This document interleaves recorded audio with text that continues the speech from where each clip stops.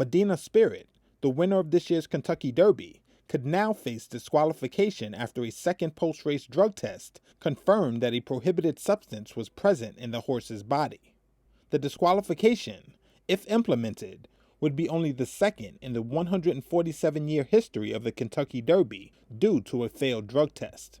Last month, Medina Spirit's initial sample after the May 1st race at Churchill Downs tested positive for 21 picograms of betamethasone, over the legal limit in Kentucky racing. Famed horse trainer Bob Baffert then came out and denied ever giving the drug to his horse. Medina Spirit has never been treated with betamethasone.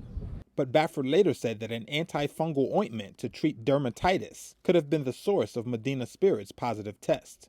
Churchill Downs told Reuters in an email that it is awaiting official notification of the split sample test results from the Kentucky Horse Racing Commission. The racetrack said at the time that if a second round of testing showed the presence of betamethasone, that the Bob Baffert-trained Dark Bay colt could be disqualified, and runner-up Mandaloun would be declared the winner.